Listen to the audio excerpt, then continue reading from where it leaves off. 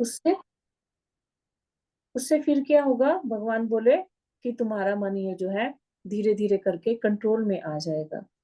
तो ये अभ्यास क्या है, अभ्यास किस चीज का करना है, कैसे करना है हमको, ठीक है ना। तो ये हमको समझना होगा। अब भगवान क्या बोले थे, ध्यान योग के लिए हमको क्या करना होगा, कोई तीर्थ में पवित्र जगह में जाके विश्वास रहना होगा, एकांत में रहना होगा। फिर वहां पे जाके ध्यान करने के लिए एक आसन लेके बैठना होगा।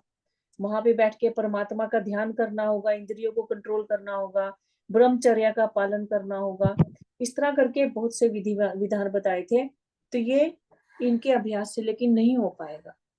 तो यहाँ पे अगर हमको मन को कंट्रोल करना है तो प्रभुपाद जी बोलते हैं हमको अभ्यास किसका करना होगा, नवधा भक्ति का, नवधा भक्ति। क्योंकि ये जो तरीके हैं, तीर्थवास, ध्यान, इंद्रियों को कंट्रोल, मन को कंट्रोल, ब्रह्मचर्य पालन, ये शायद आज के युग में नहीं हो पाएगा हमसे, लेकिन नवधा भक्ति कर पाएंगे। नवधा भक्ति में भी एक चीज पकड़ लीजिए, सबसे पहला क्या है, नवधा भक्ति का सबसे पहला वर्ड क्या है, श्रवणम। श्रवणम श्रवणम। श्रवण को पकड़ लीजिए। प्रभुपाद जी बोले और ज्यादा कुछ जाने की जरूरत नहीं है, बाकी चीजें अपने आप आ जाएंगी। सबसे पहला श्रवण करना शुरू कर दीजिए अच्छे से। श्रवण अगर पकड़ लोगे तो तुम्हारा सब कुछ, ये जो चीजें यहाँ पे आई हैं कि तीर्थवासियों के भक्त जहाँ है वहां पे क्या है, तीर्थम तीर्थम कुर्वन्ति तीर्थानि, शास्त्रों में बोला गया है कि जहाँ भक्त होंगे वो स्थान अपने आप में तीर्थ बन जाएगा। और हम श्रवण करने के लिए किसके पास जाएंगे, जब हम श्रवण करेंगे तो शुद्ध भक्तों से श्रवण करेंगे, ठीक है। तो तीर्थ स्थान का वास हो गया। और जब हम श्रवण करते हैं हमारा पूरा ध्यान किस में होता है, भगवान में, वो कथा में पूरा ध्यान।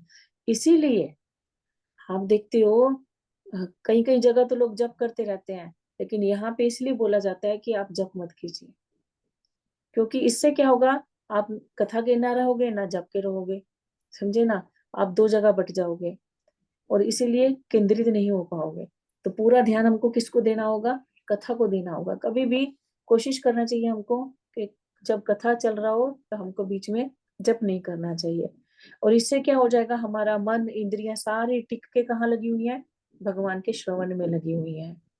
और उस समय हमारे मन में किसी तरह का और ख्याल नहीं आएगा, ना भौतिक चीजों का, ना कोई इन इंद्रियों को तुष्ट करने का। हमारा ब्रह्मचर्य का पालन भी हो जाएगा, ठीक है।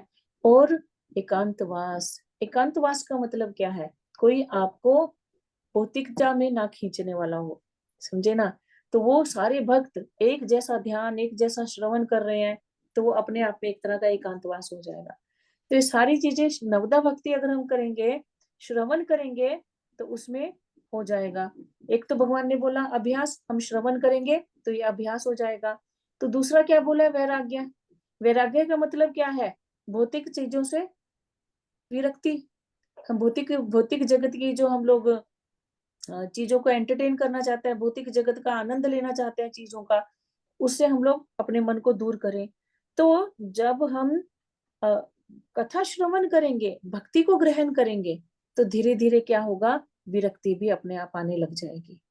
अभी देखिए आप जो लोग पुराने भक्त हो गए हैं, पहले जिन चीजों में बहुत मन रहता था, ये भी हो जाए वो भी हो जाए, धीरे धीरे हो रहा है, ठीक है। अभी पूरे शुद्ध नहीं हुए, हम मानते हैं कि नहीं हुए हैं पूरे शुद्ध, क्योंकि अभी हम प्रारंभिक स्टेज में ही चल रहे हैं। क्योंकि बहुत हम लोग दृढ़ता से अभी नहीं पकड़े हैं, लेकिन चेंज है, ऐसी बात नहीं है। बहुत चीजों से मन कंट्रोल हुआ है। और आगे आगे कोशिश करते हैं कि भगवान का नाम ऐसे ही पकड़े रखेंगे, भगवान की कृपा, भक्तों की कृपा, आचार्यों की कृपा ऐसी रहेगी, तो और भी इसको हम कंट्रोल कर पाएंगे। तो इस तरह से वैराग्य जो है वो भगवान की सेवा में लगने से, श्रवण करने से अपने आप आ जाएगा। यहाँ प्रभुपाद जी लिखते भी हैं, अतः भगवान कृष्ण के कार्यकलापों का श्रवण उन्मत्त मन का कुशल उपचार है। कि ये जो मन, भगवान अर्जुन ने बोले ना इतनी चीजें, चंचल है, अस्थिर है, उच्छृंखल है, हठीला है, बलवान है ना।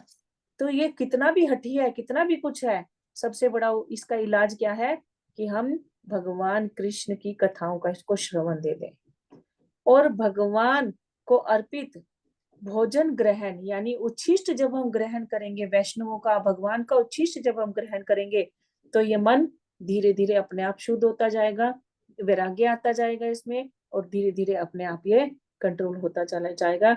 ये अभ्यास इसको देना होगा। तो ये क्या है, सबसे उपपथ्य है। यह उपचार ही कृष्ण भावनामृत की क्या है, विधि है। तो ये विधि देने से मन कंट्रोल में हो सकता है। ये अभ्यास अगर हम करेंगे तो अवश्य ही मन हमारा कंट्रोल में हो पाएगा। तो आगे फिर अगले श्लोक में भगवान बोलते हैं, असंयतात्मना योगो असयात्मना योगो दुष्प्राप इति मे मति, दुष्प्राप इति मे मति, वश्यात्मना तु यतता वश्यांतमना तु यतता शक्यो वाप्तुमुपायतः। शक्यो वाप्युतुपायत।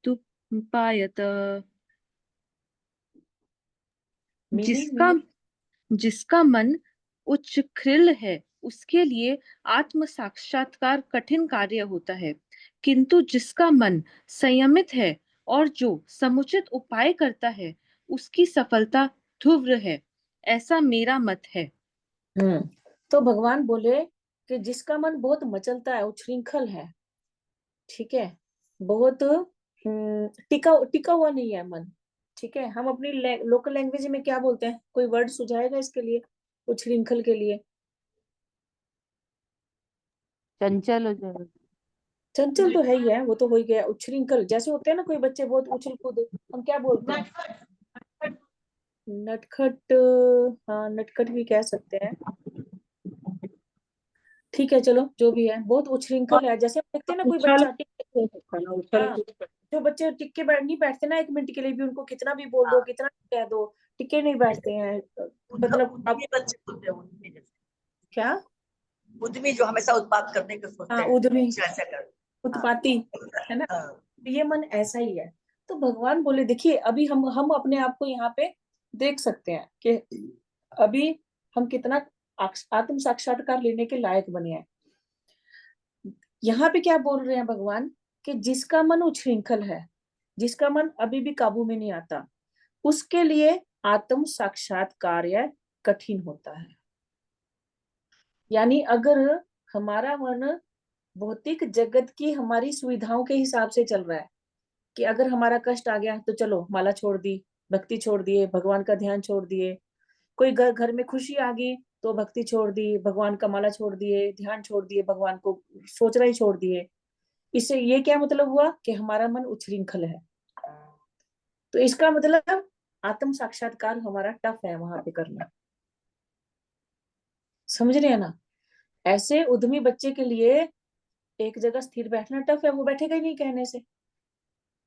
लेकिन अगर हमने इसको अभ्यास कर लिया, जैसे भगवान पिछले श्लोक में बोले, प्रभुपाद जी ने जो उपाय दिया, तो जिसका मन संयमित है वो धीरे धीरे अभ्यास से इसको कंट्रोल में कर लिया, तो क्या होगा, और इसके लिए उपाय भी कर लिया। हम होता है ना, जैसे क्लास में कभी कभी जो बच्चे उद्यम करते हैं, हम लोग क्या करते हैं, उनको कोई ड्राइंग देने बिठा देते हैं, कुछ ऐसा चीज दे देते हैं जिससे वो आराम से टिक के बैठ जाए।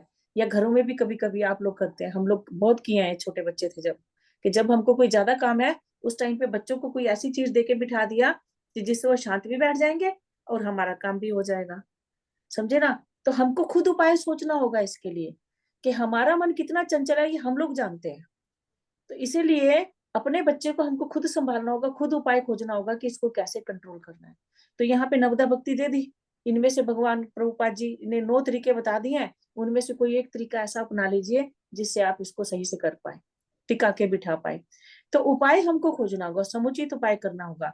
तो भगवान क्या बोल रहे हैं, ऐसे व्यक्ति जिसने मन को कंट्रोल कर लिया, फिर वो भक्ति में सफल होगा ही होगा, उसकी सफलता ध्रुव बोल दी। ध्रुव, ध्रुव मतलब ध्रुव तारा दिखा है, हमेशा स्थिर रहता है, पोल स्टार जिसको बोला जाता है, ठीक है। तो भगवान बोलते उसका भी सफलता होगी ही होगी, ये मैं बोलता हूँ, ये मेरा विचार है। किसकी? जिसने अपने मन को कंट्रोल में करने का प्रैक्टिस कर लिया। तो अब हमको देखना होगा कि हमको, मन तो सबका ही चंचल है, बार बार सबका ही भगाता है, ठीक है, लेकिन इसको कंट्रोल करने के लिए हमको बार बार इसको श्रवण देना होगा, श्रवण देना होगा। नहीं तो कभी कभी हम क्या देखते हैं, बहुत लोग 16 माला कर रहे हैं आज, लेकिन फिर कहीं उनका मन क्योंकि कंट्रोल में नहीं है, तो फिर क्या हुआ, आज माता जी ये काम आ गया, आज वो काम आ गया, धीरे धीरे करके 1 महीना नहीं आए उतने में 16 से 8 से 2 से 4 से फिर एक टाइम आएगा माता जी जप ही नहीं हो रहा है। बहुत सारे हैं हमारे पास ऐसे कैंडिडेट्स, बहुत सारे माता जी लोग हैं, बहुत सारे प्रभु जी लोग हैं ऐसे। तो इसीलिए एक्चुअली ये क्लास क्यों कर रहे हैं हम लोग, ये वीक के बीच में भी हम लोग क्यों ये संग करते हैं, ताकि ये जो मन है 1 हफ्ते तक बीच में थोड़ा थोड़ा कुछ कुछ देते रहेंगे, ज्यादा लंबी क्लास नहीं भी हो, कम से कम चाहे 1 घंटा आधा घंटा कुछ भी मिल जाए हमको श्रवण का, तो हमारा मन क्या होगा, फिर पूरा दिन वो स्थिर रहेगा, भक्ति में स्थिर हो जाएगा। जप नहीं किया तो नहीं, अरे यार आज सुबह ही तो क्लास में सुना है कि जप करना है, अभी अभी ये जो वर्डिंग सुन रहे हैं, तो आपका होगा क्या सुनने के बाद, अरे नहीं यार मन को तो कंट्रोल में करना है, नहीं तो भक्ति में स्थिर नहीं हो पाएंगे, और अगर स्थिर नहीं हो पाएंगे तो भगवान तो बोल ही दिया, फिर तो कठिन है आपका आत्म साक्षात्कार में जाना, भक्ति में जाना कठिन है, और मन को कंट्रोल करेंगे तभी भक्ति में स्थिर हो पाएंगे। तो ये हम अभ्यास कर कोशिश तो करेंगे ना फिर हम अपनी, है ना। तो इसलिए एक कंटिन्यूअस एक हमारा संग होना वो जरूरी है, इसीलिए जरूरी है। नहीं तो फिर मन तो इतना चंचल है, भगा देगा आपको फिर कहीं ना कहीं, भागते रहो, छूट जाएगा सब। अभी भी आज इवन हम लोग कभी कभी चाहे दीक्षित लोग भी हैं, अगर हम सही तरह से अभी भी भक्ति में कोई स्थिर नहीं हुआ है, अब मैं आपको शर्त लगाती हूँ, महीना 2 महीना 3 महीना आप अभक्तों का संग करके देख लीजिए, समझे ना, अभक्तों के हाथ का खाना खा के देख लीजिए, क्या आपकी भक्ति का हाल होगा। आपको मन में ये विचार आने लग जाएगा कि दीक्षा क्यों ले लूं, समझे ना। इतना इतना ये मन हरामी है, इतना घटिया ये मन, इतना फंसाने वाला है, समझे ना। तो इसीलिए ये चीज भगवान बोल रहे हैं कि अगर कंट्रोल कर लिए तो उपाय कर लिए उसका, तो पक्का है तुम जीत जाओगे, लेकिन अगर नहीं किए तो फिर टफ है काम। इसलिए प्रभुपाद जी बोलते हैं कि ये जो अग्नि है ना, नहीं सॉरी, ये जो मन है ना, इसको कंट्रोल करना ना ऐसे है जैसे पानी डाल के अग्नि जलाना, तेल डाल के नहीं, पानी डाल के। कोई पानी डाल के अग्नि जला सकता है क्या, नहीं जला सकते हैं, पानी डालने से उल्टा जो अग्नि जल रही है वो भी बुझ जाएगी। लेकिन अगर इसको श्रवण दिया जाएगा भगवान का, भक्तों का संग दिया जाएगा, तब ये फिर हो पाएगा कंट्रोल में। तो इसीलिए प्रभुपाद जी बोलते हैं कि मनुष्य को चाहिए कि भगवान की दिव्य प्रेमा भक्ति में निरंतर अपने मन को लगाकर उसे वश में करे।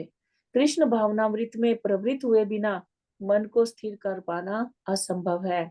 कृष्ण भावना भावित व्यक्ति बिना किसी अतिरिक्त प्रयास के ही योगाभ्यास का फल सरलता से प्राप्त कर लेता है, किंतु योगाभ्यास करने वाले को कृष्ण भावना भावित हुए बिना सफलता नहीं मिल पाती। हमने बहुत सारे एग्जाम्पल देखे हैं कि लोग अभ्यास करने बैठ गए हैं, ठीक है, लेकिन भगवान की भक्ति को पकड़ा नहीं है और वो गिर गए हैं। सौबरी मुनि ले लीजिए, विश्वामित्र ले लीजिए, भागवतम बड़ी बड़ी ऐसे एग्जाम्पल से कि जहां पे अगर भक्ति नहीं पकड़ी, खाली ऐसे ही अष्टांग योग के द्वारा भक्ति को ऐसे ही वो करना चाहा, मन को कंट्रोल करना चाहा, तो नहीं हुआ मन कंट्रोल।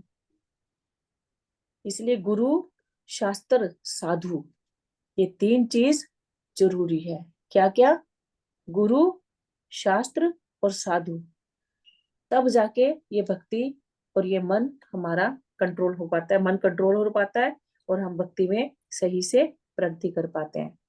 तो आगे अर्जुन जो है वो हमारे मन की बात पूछ रहा है, अगले 3 श्लोकों में अर्जुन हमारे मन की बात पूछ रहा है, देखते हैं कितना हो पाता है, क्या दो। अर्जुन उवाच अर्जुन आयति श्रद्धयोपेतो आयति श्रद्धयोपेतो योगाञ्चलितमानसा योगाचलितमानस अप्राप्य योग संसिद्धिम् अप्राय योग संसिद्धि काम गतिं कृष्ण गच्छति। काम गति कृष्ण गच्छति। अर्जुन ने कहा, हे कृष्ण, उस असफल योगी की गति क्या है जो प्रारंभ में श्रद्धा पूर्वक आत्म साक्षात्कार की विधि ग्रहण करता है, किंतु बाद में भौतिकता के कारण उससे विचलित हो जाता है और योग सिद्धि को प्राप्त नहीं। अब इसी को कंटिन्यू करते हैं।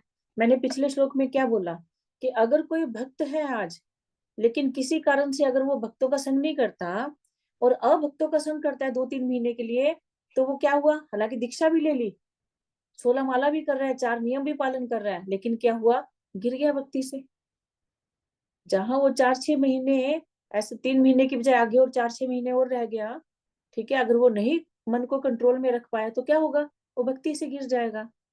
अब ये जब भगवान ये समझा रहे तो अर्जुन के मन में क्वेश्चन आ गया कि कृष्ण, अगर कोई स्कूल में एडमिशन तो ले लिया भक्ति के, 5 क्लास पास कर लिया, लेकिन फिर 6ठी क्लास तक पहुंच नहीं पाया, आगे आगे नहीं पढ़ पाया, तो उसका क्या होगा? भक्ति तो आधी अधूरी रह गई ना, आधा अधूरा काम रह गया, तो उसका क्या होगा? अब वो सिचुएशन क्या हुई? ना तो वो भक्त रहा, ठीक है, और भौतिकता में गिर गया, तो उसको मिलेगा क्या? क्या होगा उसका? उसको क्या फल रहेगा? क्योंकि वो तो विचलित है और योग की सिद्धि तो प्राप्त नहीं कर पाया, तो ना तो भगवान मिले उसको और ना सही से भौतिक जगत मिला, तो क्या होगा उसका? तो आगे अगले श्लोक में चलते हैं। कच्चिनो भय विभ्रष्ट कच्चिनो विविष्ट छिन्न भ्रमिव नश्यति छिन्न नश्यति अप्रतिष्ठो महाबाहो अप्रतिष्ठो महाबाहो विमूढ़ो ब्रह्मणः पथि। विमूढ़ो ब्रह्मणपति। हे महाबाहु कृष्ण, क्या ब्रह्म प्राप्ति के मार्ग से भ्रष्ट ऐसा व्यक्ति आध्यात्मिक तथा भौतिक दोनों की सफलताओं से च्युत नहीं होता और छिन्न भिन्न बादल की भांति विनष्ट नहीं हो जाता, जिसके फल स्वरूप उसके लिए किसी लोक में कोई स्थान नहीं रहता? तो देखिए, अभी इस व्यक्ति का सिचुएशन क्या है? हम लोग एक श्लोका बोलते हैं ना, कि श्लोका नहीं, ऐसे एक कहावत बोली जाती है लोकल लैंग्वेजेस में, कि जो व्यक्ति अगर कोई चीज को एम करके चला था, उस एम में सफल ना हो और उसको पीछे आने की भी कोई जगह नहीं रहती, तो हम लोग कभी कभी लोकल लैंग्वेज में, है तो वैसा ही अजीब सा लाइन है, लेकिन बोली जाती है कि धोबी का कुत्ता न घर का न घाट का, समझे ना? तो वो बोले कि देखो अर्जुन, भगवान कृष्ण, कि अगर कोई व्यक्ति पहले भक्ति में लगा, भक्ति अच्छे से कर रहा है, ठीक है, बहुत अच्छे से उसने भक्ति को पकड़ा, लेकिन बीच में गिर गया, तो भ्रष्ट होने से अब क्या हुआ? ना तो वो आध्यात्मिक लक्ष्य प्राप्त कर पाया। अब भक्ति का लक्ष्य क्या है? कृष्ण प्रेम प्राप्त करना, भगवत धाम प्राप्त करना। अब जो भक्ति किया था लेकिन बीच में गिर गया, अब भगवान तो उसको लेके जाएंगे नहीं, क्योंकि वो गिर चुका है, क्वालिफिकेशन उसने प्राप्त नहीं की, ठीक है। और दूसरा क्या हुआ?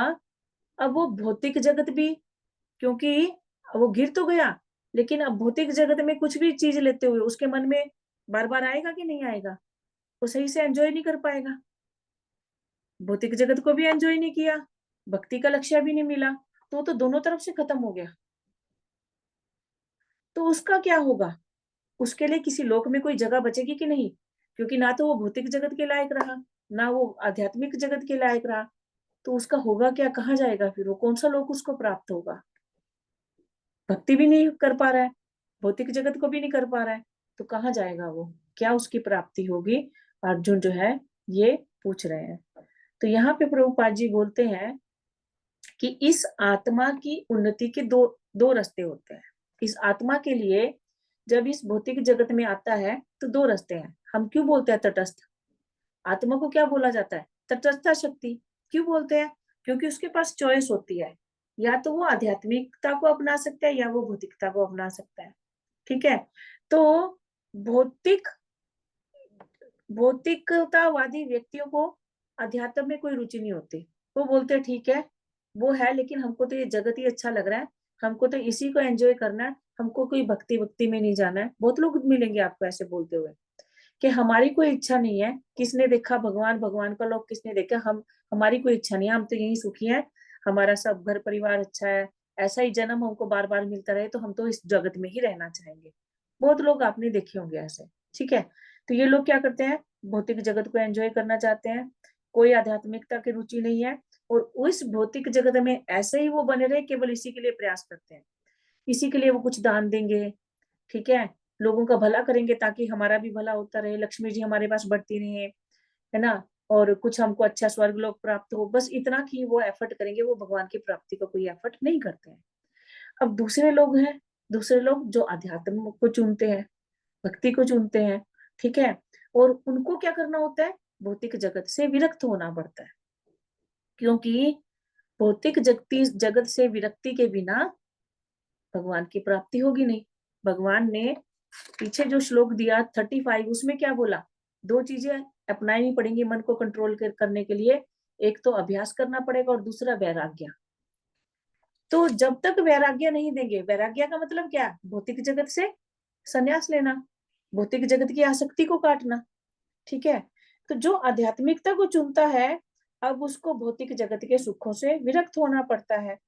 और इसीलिए अगर हम सेकंड वर्ड्स में करें तो वो भौतिक जगत का कोई सुख नहीं ले पाता। जो आध्यात्मिक व्यक्ति है वो भौतिक जगत का, जैसे अभी लोग, हम लोग क्या देखते हैं कि वो सिगरेटें फूक रहे हैं, क्लबों में जा रहे हैं, ठीक है, और दूसरी भौतिक टाइप की पार्टियां कर रहे हैं, वो लोग उसमें इन्वॉल्व नहीं होंगे, वो जब चाहे सो रहे हैं, जब चाहे उठ रहे हैं, ठीक है। तो वैसा जीवन वो लोग नहीं, उसको एंजॉय नहीं कर पाएंगे वो। भक्ति मतलब सुबह ब्रह्म मुहूर्त में उठ रहे हैं, जप कर रहे हैं, सेवा कर रहे हैं, निस्वार्थ भाव से भगवान की सेवा कर रहे हैं, बदले में कुछ चाहिए नहीं हमको, लोगों की सेवा कर रहे हैं। अब प्रचार करने में लोगों को अपना घर परिवार भी पीछे छोड़ना पड़ता है, ठीक है कि नहीं, बच्चों को पीछे छोड़ना पड़ता है कि प्रचार जरूरी है, तो वो सब चीजें उनको कॉम्प्रोमाइज करनी पड़ती है, अपना स्वार्थ छोड़ना पड़ता है भक्ति में। तो इसीलिए वो भौतिक जगत को एंजॉय नहीं कर पाते हैं, ठीक है। तो और वो किस लिए करते हैं, ताकि उनको आध्यात्मिक सफलता मिले, उनको भगवान की प्राप्ति हो। अब जब अगर कोई व्यक्ति किसी कारण से अलग हो गया भक्ति से, तो यहाँ प्रभुपाद जी का एग्जाम्पल देते हैं बादलों का, कि जैसे आपने देखा होगा बड़े बड़े क्लाउड्स होते हैं बारिश वाले, ठीक है। अब जब तो वो सारे एक साथ रहते हैं तो वो क्या करेंगे, आपस में टकरा टकरा के बारिश के रूप में पृथ्वी पे आ जाएंगे, ठीक है। लेकिन अब उनमें से क्या हुआ, एक छोटा टुकड़ा बाय चांस उनके साथ नहीं मिल पाया, अब वो क्या होगा, हवा के साथ इधर उधर तैरता रहेगा बेचारा, उसका कोई एंड नहीं हो पाएगा, उसको क्या मिलेगा, क्योंकि ना तो वो आकाश में अपने परिवार से मिल पा रहा है, ना वो उसका जो ध्येय था पृथ्वी पे वापस आना बारिश के रूप में, वो भी नहीं पूरा हो पा रहा है। तो क्या होगा, वो तो ऐसे ही घूमता रहेगा पूरे ब्रह्मांड में, तो क्या होगा उसका। तो इसी तरह से जो व्यक्ति भक्ति से छूट जाता है उसका भी यही हाल होता है। तो यही अर्जुन पूछ रहे हैं कि उसका क्या होगा अर्जुन भगवान।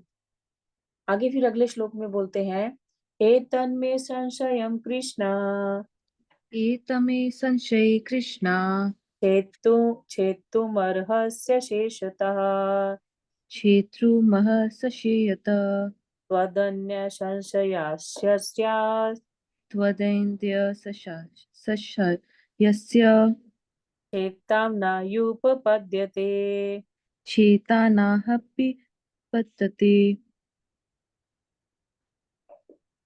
हे कृष्ण, यही मेरा संदेह है और मैं आपसे इसे पूर्णतः दूर करने की प्रार्थना कर रहा हूँ।